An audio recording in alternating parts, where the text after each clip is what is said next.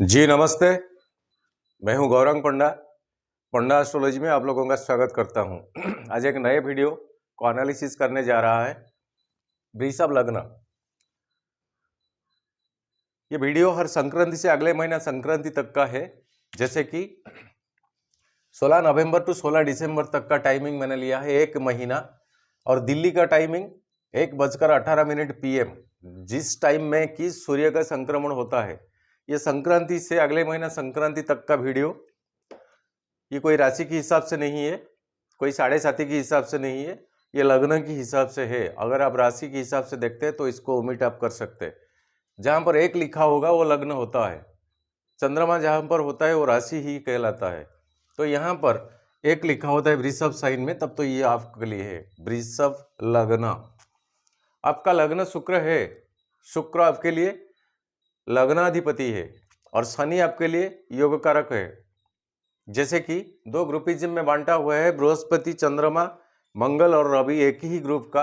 Another group शुक्र, शनि और बुध, ये अनदर ग्रुप का है। और राहु और केतु वो जहां पर बैठते हैं उसी हिसाब का रिजल्ट देते हैं, उन्हें प्लैनेट के हिसाब से नहीं लिया गया है। तो आपका लग्नाधिपति शुक्र 8 हाउस में इसी महीने में ट्रांजिट करते हैं। शुक्र 8 दिसंबर तक मकर साइन को जाएगा, तब तक वो 8 दिसंबर तक यहाँ यहीं पे रहेगा आपका धनु साइन में शुक्र। राहु आपका लग्न में है। चंद्रमा को ऐसे प्लेसमेंट किया क्योंकि उसी दिन का उसी टाइम का, मगर चंद्रमा हर 2.5 दिन में अपना प्लेसमेंट चेंज करता है। बाकी रहा जो दो मेजर प्लैनेट बृहस्पति और शनि, वो पहले से बकरी की अवस्था में थे, अब रेट्रोगेशन से वो स्ट्रेट पे आ गए 8 तारीख और 12 तारीख अक्टूबर को। तो ग्रेजुअली कुछ ना कुछ टाइम में बेहतर रिजल्ट आपको मिलने को है आगे। अब चलते हैं नक्षत्र डिवीजन, ट्रांजिट ऑफ प्लैनेट्स, तारा चक्र, एंड इसी महीने में मून का ट्रांजिट कैसे होता है, एक्सपेक्टेशन क्या है, किस प्लैनेट से कौन प्लैनेट किस तरह का एक्सपेक्टेशन, और ये एक नवांश जीवन। इसको हम संक्षेप में बताने को कोशिश कर रहा हूँ। ये कोई इंडिविजुअल का हॉरोस्कोप नहीं है, कोई इंडिविजुअल व्यक्ति विशेष का हॉरोस्कोप नहीं है। यहाँ पर एक ग्रॉसली अप्रोक्सीमेटली रिजल्ट इसी महीने में किस तरह का मिल सकता है वृषभ लग्न के लिए।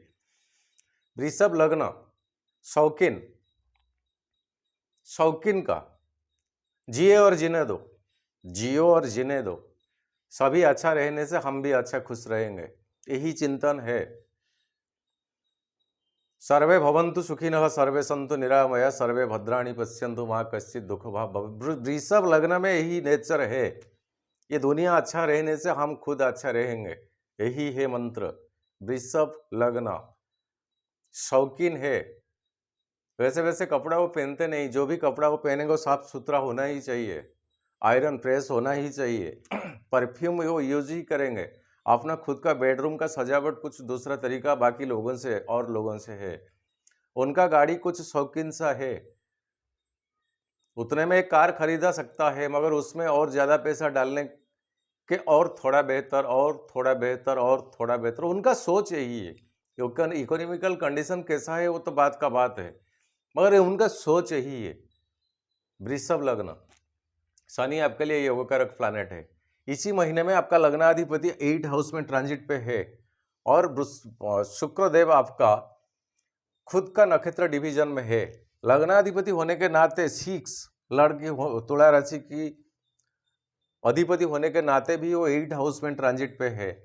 शुक्र एक फीमेल का प्लैनेट है, शुक्र एक स्त्री कारक ग्रह है, डैजलिंग शाइनिंग है। एक्सपेक्टेशन कुछ गेन आप अपोजिट सेक्स आप कर सकते, नो अपोजिट सेक्स मतलब फीमेल साइड से आप गेन कर सकते, यही है आपका खूबियां।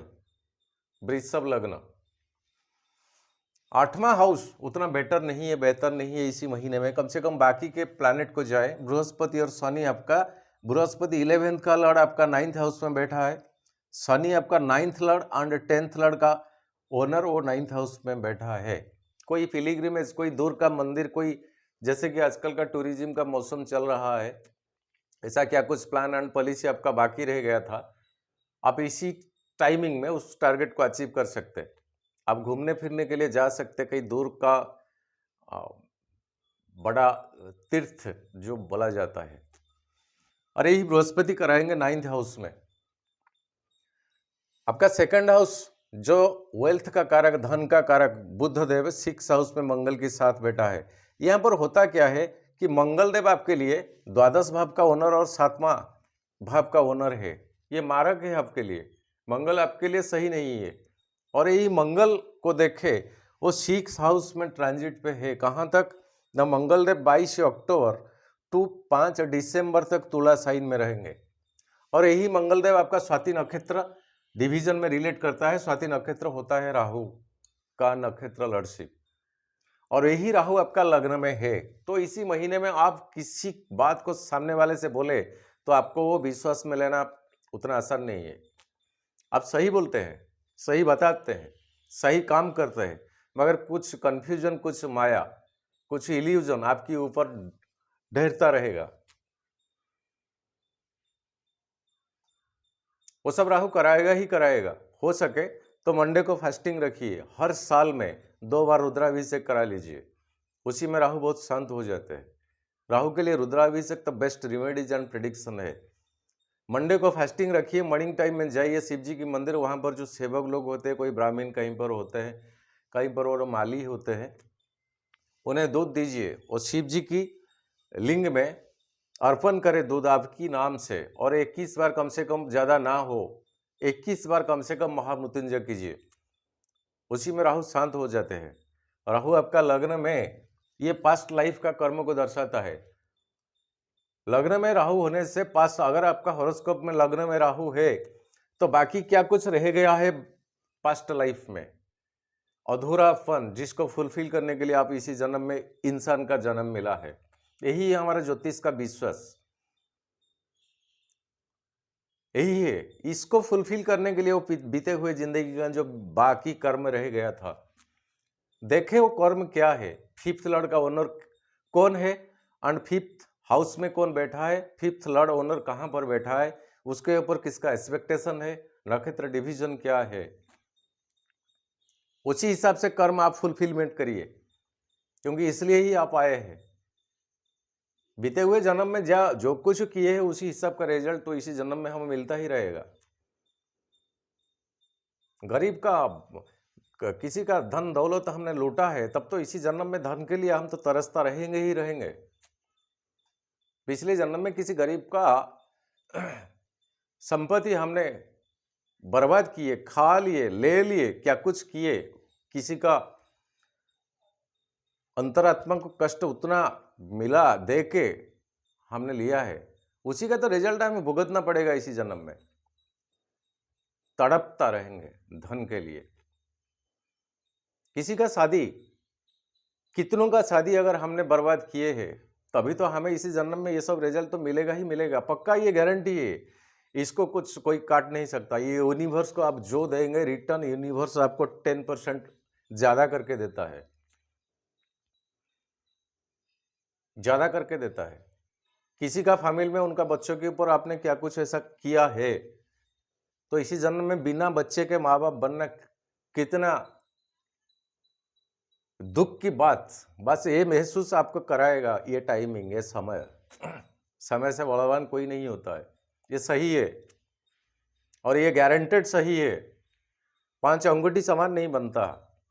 तो ये बंदा के लिए ये सिचुएशन क्यों मिला, ये बंदा के लिए ये सिचुएशन क्यों नहीं मिला, वो जाके इसी फैमिली में जन्म लिया, ये बंदा इसी फैमिली में क्यों लिया, उसी को देखे। ये प्रारब्ध के साथ जुड़ा हुआ होता है। जो पेड़ हम लगाते हैं उसी का फल हमको ही खाना पड़ता है, उसी में कोई दूसरा फल नहीं मिलता है। जो बोयोगे वो काटोगे, अच्छा वाला गाना है, याद नहीं आता है, तो सही है, वो सच है। इतना सा पत्थर फेंकने से इतना सा रिटर्न आएगा, हाँ मानता है। आज का टाइम आपके लिए महादशा, अंतरदशा वगैरह वगैरह सब कुछ ठीक है। इसी टाइम में कुछ पुण्य बल आपको मिलता रहा है, इसलिए वो बैड पीरियड आपको नहीं मिलेगा। मगर जिस दिन आ जाएगा ना वो पीरियड का मॉनिटर, वो पीरियड का मिनिस्ट्री, तब तो झेलना पड़ेगा, झेलना पड़ेगा। कितने बार माफी मांगेंगे हम भगवान से, ईश्वर हमें माफ कर दीजिए, कम से कम हमारा किए हुए कर्म के लिए बहुत सजा मुझे मिल ही गया, कम से कम मुझे माफ कर दीजिए। तब भी नहीं होगा, सुधर जाना चाहिए। ये जो इंसान के एक चीज होता है दुनिया में, तत्काल क्यों रिजल्ट नहीं मिलता है, ये हर कोई का सवाल है। तत्काल इसीलिए नहीं मिलता है क्योंकि कुछ ना कुछ पुण्य बल होता है। पाप बल भुगतने तो पड़ता है, फिर भी कुछ पुण्य बल तो होता है ना, उससे भी भुगतना पड़ेगा। तो पुण्य का बल का जो पॉजिटिविटी टाइम है उसी हिसाब से, उससे तो पॉजिटिव टाइमिंग मिला है। जब आ जाएगा वो नेगेटिव का पीरियड, बस इतना दलदल में वो फंस जाएगा, वो बाहर नहीं आने का कोई मौका ही नहीं मिलेगा।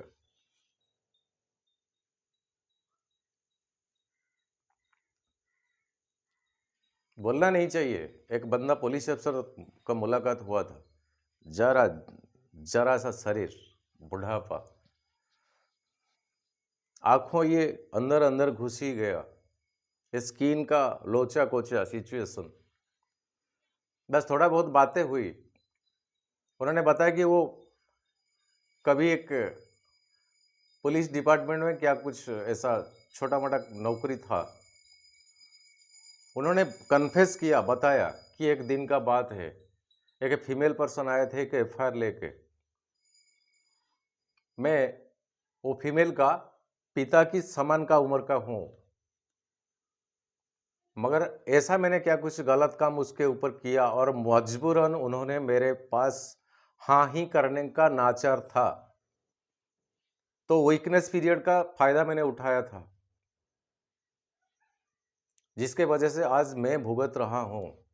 क्या भुगत रहे हैं सर जी आप? ना हाँ, मुझे थोड़ा बहुत पेंशन मिलता है। जिस दिन पेंशन का बारी आता है, मेरे साथ मेरा 2 बेटा जाता है।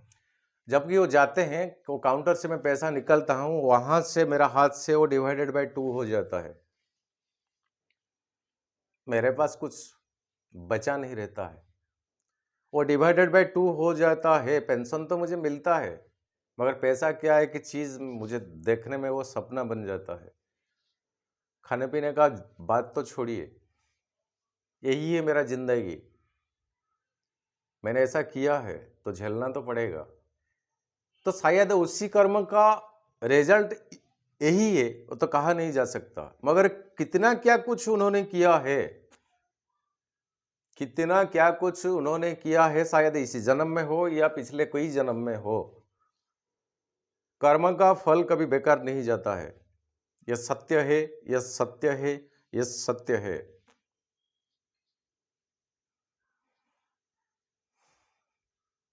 माफ कीजिएगा, शायद कुछ ज्यादा मैंने बोल लिया। तो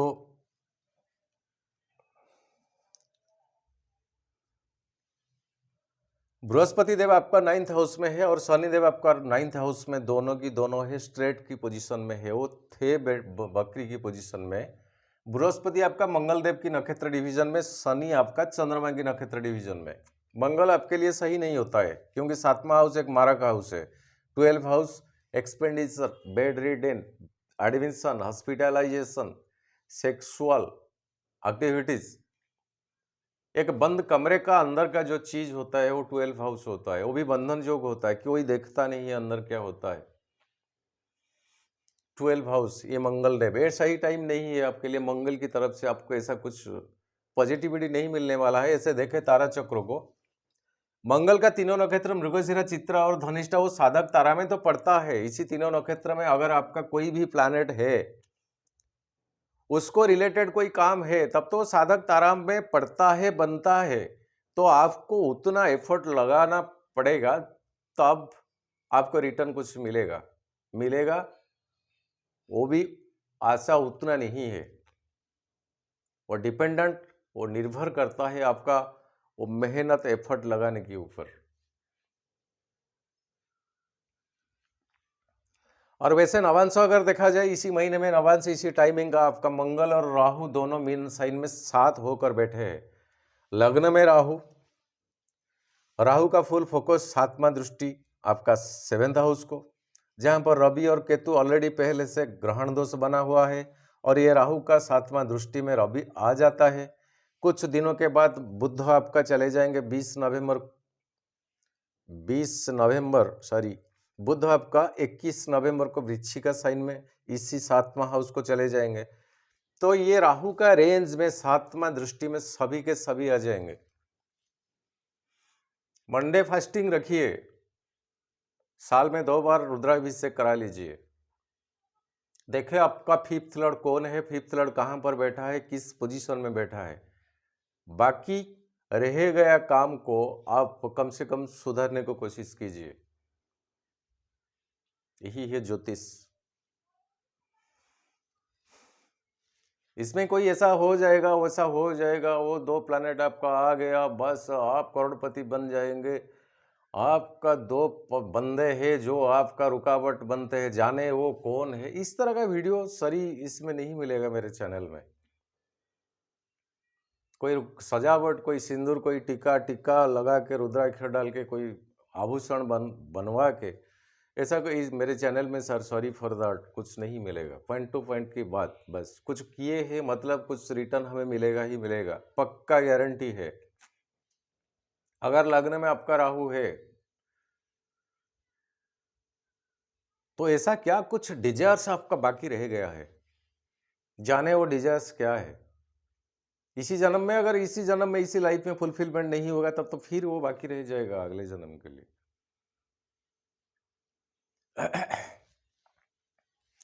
और विपद तारा जोन में आपका भरणी, पूर्वा फाल्गुनी और पूर्वाषाढ़ा, शुक्र के नक्षत्र तीनों पड़ता है। शुक्र आपका लग्न लड़ होने के नाते भी इसी महीने में शुक्र का जो तारा चक्र होता है वो उतना फायदेमंद नहीं होता है, बिकॉज अब शुक्र इज पोजिटेड एट योर 8, शुक्र 8वां स्थान में है और एक्सपेक्टेशन शुक्र कहां से भी नहीं पाता है, किसी से भी नहीं मिलता है।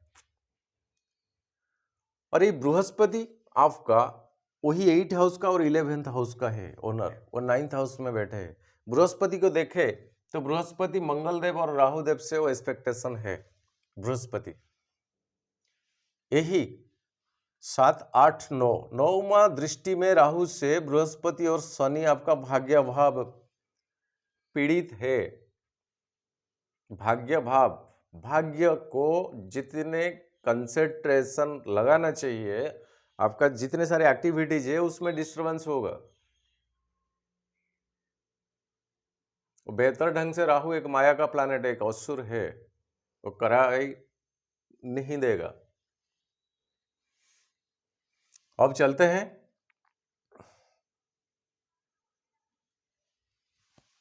नक्षत्र चंद्रमा का ट्रांजिट के ऊपर। इसी महीने में चंद्रमा का जो ट्रांजिट होता है जो राशि के अनुसार, उसी हिसाब से भी ये आप राशिफल भी इसको समझ सकते। यही एक ही चीज, मैंने चंद्रमा को मेष साइन में 16 नवंबर को लिया।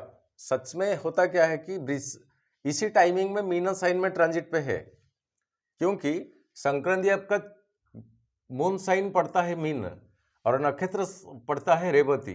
तो यहाँ चंद्रमा है, मगर मैंने इसलिए लिया क्योंकि यहाँ पर 26.44 डिग्री में है, तो थोड़े बहुत घंटे के बाद ये वो यहाँ पर आ जाएगा। तो इसलिए सुविधा होने के लिए मैंने 16 नवंबर मेष साइन को लिया चंद्रमा को। वो 12 हाउस में ट्रांजिट करेगा, एक्सपेंडिचर का हाउस, वो अच्छा नहीं है आपके लिए। और उसके बाद आपका वृषभ राशि को ट्रांजिट करेगा 19 नवंबर को, जो कि पहले से राहु है, यहाँ पर आपका लग्न को ट्रांजिट करेगा। लग्न में ट्रांजिट होने में इसको श्री चंद्र बोला जाता है, वो शुभ ही है, मगर वहां पर राहु पहले से है, यहाँ पर एक ग्रहण दोष बनता है। तो मानसिक सुख मिल सकता है मगर शांति नहीं मिलेगा। सुख और शांति में कुछ डिफरेंस होता है। इसी दिन आपका मानसिक कुछ सुख प्राप्ति हो सकता मगर शांति नहीं मिल सकता, due to the position of Rahu at there. Rahu इसी हाउस में पोजीशन की वजह से। तब चलते हैं सेकंड हाउस आपका मिथुन साइन। ये 21 नवंबर को ट्रांजिट पे आएगा मिथुन साइन। यहाँ पर जब होगा सेकंड हाउस मारक स्थान होने के बावजूद भी आपका क्या कुछ गेन दिलाएगा मॉनेटरी। थर्ड हाउस आपका कम्युनिकेशन का हाउस, यहाँ पर जब चंद्रमा आ जाएगा शनि की 7वें दृष्टि में आ जाएंगे और बृहस्पति की 7वें दृष्टि में आ जाएंगे। ये आपका शिवलिंग, भाई बहन, ये फैमिली में जितने आपका सिबलिंग्स होता है इसी हाउस, और ये आपका करेजियस का हाउस होता है, और ये आपका कम्युनिकेशन का हाउस होता है। ये चंद्रमा का खुद का घर है। कर्कट साइन 24 नवंबर को ट्रांजिट बेटर रहेगा। सिंह साइन आपका 26 नवंबर को ट्रांजिट पे है। ये 4th हाउस है, सुकून सुख का शांति सुख का जगह है, इमूवेबल प्रॉपर्टी का है, जहां पर रवि है 7th हाउस में। अच्छा नहीं, अगर डिस्प्यूट बन भी सकता है, कोई इमूवेबल प्रॉपर्टी के साथ क्वारल हो सकता, तानातानी कुछ हो सकता, केस मैटर्स तक जा सकता। कुछ पंचपुरुष जो हमारा समझ में आते हैं ना, जो लोग मतलब सुलझा लेते हैं किसी डिस्प्यूट को दो पार्टी के बीच में, इस तरह का भी कुछ हो सकता। लैंडेड प्रॉपर्टी को लेके या इमूवेबल प्रॉपर्टी को लेके या घर या जमीन और जायदाद, वो जो बंटवारा होता है, वो जो कुछ भी उससे रिलेटेड, ये 4th हाउस को जब चंद्रमा ट्रांजिट करेंगे। अब चलते हैं कन्या को। कन्या साइन आपका 29 नवंबर को ट्रांजिट में आ जाएंगे 5th हाउस। स्टूडेंट्स के लिए ये महीना उतना अच्छा नहीं है। बस एक ही काम कीजिए, मेहनत लगाइए, जितना लगा सकते, जितना खूब मेहनत लगा सकते हैं। भाई बस में उतना सेटिस्फैक्टरी रिटर्न रिजल्ट आपको नहीं मिलेगा। अगर कोई रिटन एग्जाम भी है, उतना रिटर्न रिजल्ट इसी टाइमिंग में आपको अच्छा नहीं मिल सकता है। और अगर आपका महादशा अंतरदशा में कोई नेगेटिव प्लैनेट का पीरियड चल रहा है, तब तो और बुरा होगा। कहीं अगर आपका वो शुक्र का महादशा है, शुक्र में मरकुरी बुध का अंतरदशा या शुक्र में शनि का, तो पीरियड बेटर रहेगा। मगर उसी हिसाब से देखना वो प्लैनेट का पोजीशन क्या है। कहीं 6ठा 8वां और 12वां पोजीशन में पोजिटेड नहीं है, तो कहीं उसके ऊपर कोई मालेफिक प्लैनेट का दृष्टि नहीं है, तो कहीं अष्टक वर्ग में कम बिंदु उसी राशि को उसी प्लैनेट को नहीं मिला है, तो बहुत कुछ देखना पड़ता है। एक हॉरोस्कोप देखने के लिए 10-12 घंटा भी कम बनता है, कम होता है, और भी ज़्यादा लग जाता है। मगर ये एक फॉर्मालिटी है, फॉर्माली। अब चलते हैं तुला साइन को। यहाँ पर मंगल और बुध उनके साथ हो जाएंगे चंद्रमा। ये एक डिस्प्यूट आपका जॉब प्रोफेशन, वहाँ पर कुछ तानातानी उसी डेट को हो सकता। तुला साइन को कब ट्रांजिट करते हैं ना, 1 दिसंबर। तो वृश्चिक का 3 दिसंबर को ट्रांजिट चंद्रमा करेंगे। ये चंद्रमा का नीच जगह होता है। यहाँ पर पहले से रवि और केतु है। यहाँ पर रवि एक ग्रहण दोष तो बनता ही, यहाँ पर चंद्रमा आ जाता है। 7th house, partnership, business, spouse, sexual activities, quarrel, dispute, disturb, ये सब भी हो सकता है। वो डेटेड्स आपके लिए ठीक नहीं है 7th हाउस को जब चंद्रमा ट्रांजिट करेगा। याद रखिए, आप नोट भी कर सकते हैं।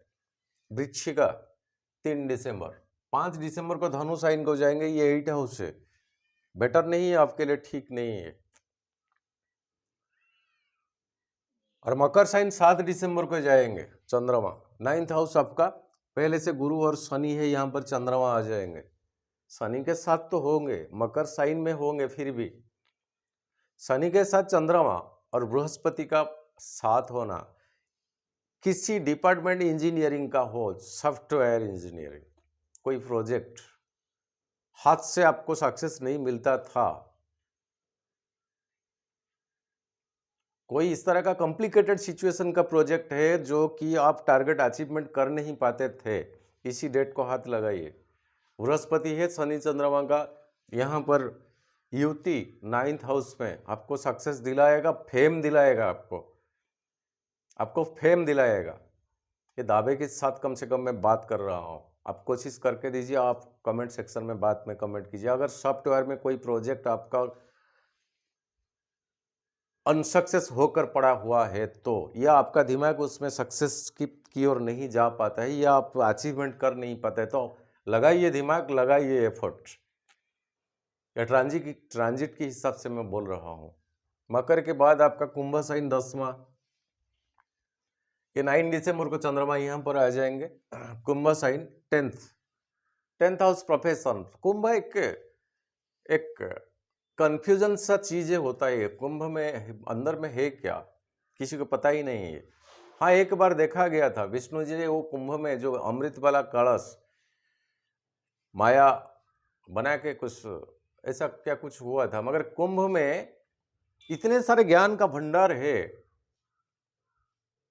वो जबकि बाहर आएगा तब तो उसका प्रॉपर यूटिलिटी होगा। 10th हाउस आपका प्रोफेशन, वही प्रोफेशन में आपकी अंदर ऐसा क्या कुछ खूबियां छुप के रहा है या आपने छुपा के रखा है, इसको आप ओपन करेंगे और करने के बाद आपको वही प्रोफेशन की रेंज में, लेवल में बहुत कुछ मिलने वाला है। 10th हाउस आपका चंद्रमा का ट्रांजिट, कुंभ साइन, 11th कहीं कुछ पैसा बस मिलने वाला है। 11th आपका मीन, 11th 11 दिसंबर मीन साइन को जाता है। और मेष साइन 14 तारीख दिसंबर को, ये एक्सपेंडिचर का हाउस है, वही मंगल का घर है। कोई हॉस्पिटैलिटी हो, कोई हॉस्पिटलाइजेशन हो, परिवार में हो, परिवार की अंतराल में कोई ब्लड रिलेटेड किसके वजह से होना क्यों, वही हॉस्पिटलाइजेशन, मेडिकल, शारीरिक रिलेशन को लेके कुछ एक्सपेंडिचर आपको करना ही पड़ेगा, छोटा रकम का क्यों ना हो। ईश्वर किसी को इस तरह का पनिशमेंट ना दे। और फिर वृषभ लग्न 16 दिसंबर को आ जाएंगे, वही यहां पर होने के बाद भी चंद्रमा आ जाएंगे राहु के साथ, राहु के साथ। फिर भी ग्रहण दोष होता क्या, मन में सुकून, शांति, उस तरह का एक माहौल आपको नहीं मिलेगा। आपका जो खुशी का माहौल है दिमाग में, मन तो खुश रहेगा तब तो सब कुछ खुश तो रहेगा ही रहेगा, उस तरह का नहीं मिलेगा। बस कुछ ना कुछ डिप्रेशन, कुछ ना कुछ सोच में आप पड़ेंगे, जो कि